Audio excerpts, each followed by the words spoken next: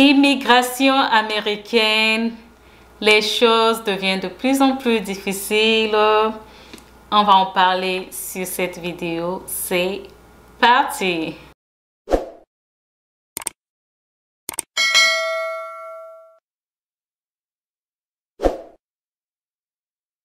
Hey love, moi c'est Asiana et bienvenue dans ma chaîne YouTube.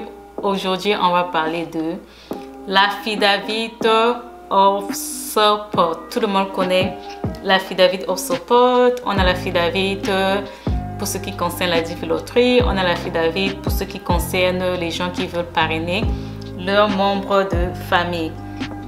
Donc pour la due loterie, on a l'affidavit qu'on appelle le I-134. Et pour les gens qui veulent parrainer leur famille, on a l'affidavit of support qu'on appelle le I-864. Donc aujourd'hui, on va parler des changements. Des changements dans l'immigration américaine. Qu'est-ce qui se passe? Il y a des changements qui veulent être mis en place, pour rendre l'immigration américaine, de plus en plus difficile. Donc aujourd'hui, on va parler un peu des news de l'immigration, des nouvelles propositions qui sont mises en place. C'est pas encore là, c'est suggéré, donc on est en train de traiter, de voir si on va accepter. Donc le SIS, tout le monde connaît le SIS. Le SIS, c'est le service d'immigration américain qui gère tous les problèmes d'immigration love, Donc le SIS a annoncé qu'il y aura une nouvelle loi sur l'affidavit of support, le I-864, qu'il y aura des changements et que le SIS veut collecter plus d'informations sur les sponsors, À part l'affidavit of support, le SIS veut avoir plus d'informations sur les gens qui sponsorisent, Les gens qui sponsorisent, qu'on appelle les sponsors ici.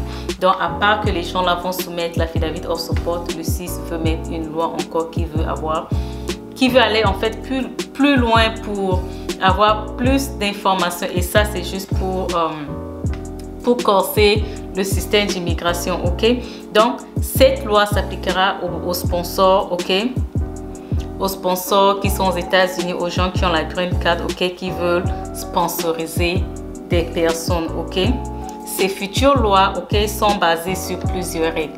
Je vais vous donner quelques règles qui ont été annoncées, Ces règles ne sont pas encore en place, mais ils sont en train de réfléchir sur ça, Donc la première règle,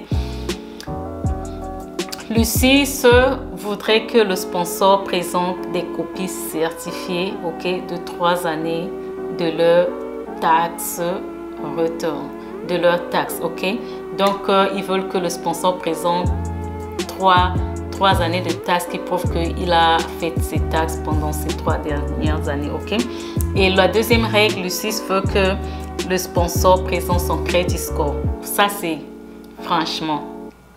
Je ne sais pas si tout le monde connaît le credit score, mais ici en Amérique, il y a quelque chose qu'on appelle le credit score. Ici, on fait tout avec le credit score. Le credit score, c'est très, très important. Avec le credit score, on peut te donner, on peut te prêter de l'argent, tu peux prendre une maison, tu peux prendre une voiture, tu peux prendre tout ce que tu veux, Ici en Amérique, même si tu es riche, tu as le cash. Ils ne voient pas ta richesse, ils ne voient pas ton cash. On va te juger par rapport à ton credit score. Quand tu veux louer une maison, on regarde ton credit score si c'est bon ou c'est pas bon. Donc, le SIS veut mettre en place cette loi où désormais les sponsors qui veulent sponsoriser des personnes qui présentent leur credit score. That is so bad, Parce que tout le monde n'a pas un bon credit score, Le troisième point, le SIS veut voir si cette personne qui veut sponsoriser, reçoit les aides ou les bénéfices publics. Les affaires de bénéfices publics, les bénéfices de l'État, là, franchement, ce ne sont pas les choses qui sont bien, Travaille ton argent et ton argent par ta propre force, mais il ne faut pas trop compter sur les choses de l'État. Les choses de l'État, les choses sociales qu'on vous donne là après, quand on vous donne ça, ça veut dire que tu dépends de l'État et l'État ne veut pas que les gens dépendent. Si tu dépends de l'État, ça veut dire que tu peux rien faire et c'est un côté un peu négatif, Donc le SIS va vérifier si le sponsor là reçoit les aides publiques de l'État, si entre 36... ok, comment je vais expliquer ça? L'État veut vérifier si le sponsor a reçu des bénéfices publics en 36 mois quand il a lancé cette procédure, ok? Ça sera un problème et là, tu dois avoir un joint sponsor, ok? Un joint sponsor, c'est... Un joint sponsor, c'est quand tu as un sponsor et que ton sponsor, on regarde ton sponsor, que ton sponsor n'est pas dans les règles, tout ça là. Tu peux chercher une autre personne qui vient rejoindre ton sponsor et qui fait la force avec ton sponsor. Quand ton sponsor, on voit que on regarde ces documents, tous ces documents ne sont pas corrects, tu peux faire recours à un joint sponsor qui peut venir mettre le poids sur ton dossier, ok? Donc, si par exemple ici, dans cette loi, dans cette troisième loi, si ton sponsor reçoit les aides de l'État et qu'il trouve que c'est un côté négatif, tu pourras avoir un joint sponsor, ok? La quatrième règle, ok? Ils veulent faire que ton sponsor doit présenter les informations sur son compte bancaire, ok? On a 6 lois ici, ok? Donc reste jusqu'à la fin de la vidéo parce que la 6e loi est très important. Donc reste jusqu'à la fin de la vidéo, suis bien cette vidéo, ok? On va passer à la cinquième règle, ok? Et l'État voudrait que si le sponsor ne dit pas toute la vérité ou les informations que le sponsor va fournir sont des informations fausses, l'État veut poursuivre ce sponsor-là avec des actions, ok? Et avant de dire la sixième règle, ok? Abonne-toi à la chaîne, on clique sur le bouton subscribe parce que subscribe signifie abonne-toi. Abonne-toi à la chaîne pour que tu restes connecté, tu aies les informations concernant l'immigration américaine, le pays que tu veux immigrer, ok? Donc abonne-toi, active la cloche. Quand tu actives la cloche, à chaque fois que je publie une vidéo ou que je suis live, tu auras une notification qui te dira que je suis en ligne et tu pourras venir me rejoindre en ligne. Love, mais surtout partage la chaîne.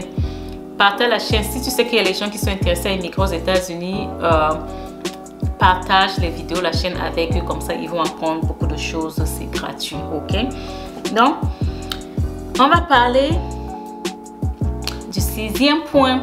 Le 6e et le dernier point, en fait, le gouvernement veut réduire les types et nombres, ok, de household, la taille du ménage qui peuvent appliquer cet affidavit of support. Ok, le gouvernement veut réduire, par exemple, du côté de household du sponsor. Le household, c'est la taille du ménage. Le gouvernement veut réduire les types et nombres de ce household là. Par exemple, tu as un sponsor, ok, qui veut te sponsoriser et quand il te sponsorise, ok, on va voir si les finances qu'il a peuvent te couvrir toi et aussi les membres de sa famille. Maintenant, l'État veut réduire le nombre là. Par exemple, là, il n'y avait pas de règles. Tu trouves un bon sponsor qu'il ait 5 enfants, une femme, 10 enfants, 10 femmes pour te sponsoriser. Maintenant, l'État veut réduire ça. On ne sait pas encore à combien. Imagine l'État dit par exemple que tous les sponsors maintenant qui peuvent sponsoriser, leur household doit être par exemple de 3 personnes, de 2 personnes ou de 1 personne. Donc, ça veut dire que toi, tu dois chercher un sponsor qui est dans les règles là, ok? Maintenant, dans ce cas, qu'est-ce que toi, tu dois faire, Love? Si tu es en procédure d'immigration, ok, je te donne quelques types qui peuvent t'aider, ok? Quelques types qui peuvent t'aider à immigrer, ok? Donc, le premier type, c'est si tu veux immigrer, ok, il faut bien choisir ton sponsor. Je crois que j'ai dans la chaîne Tiffen Asiana TV, j'avais fait une vidéo sur comment bien choisir son sponsor, ok? Le premier type, c'est choisir bien ton sponsor, ok? Le deuxième type, c'est aie beaucoup de sponsors. Quand tu veux que quelqu'un te sponsorise, aie beaucoup de sponsors au cas où on ne sait jamais ce qui peut arriver. Au cas où, par exemple, avec un sponsor, ça ne marche pas, ces documents ne sont pas corrects, tu peux jump. Tu peux sauter au prochain sponsor. Imagine, tu as juste un sponsor et que les choses ne se passent pas bien. Le temps de chercher un autre sponsor, ça sera en retard, ok? Je vais te donner le dernier type. Le dernier type, c'est si tu veux immigrer, fais ta procédure avant que ces changements n'arrivent, ok?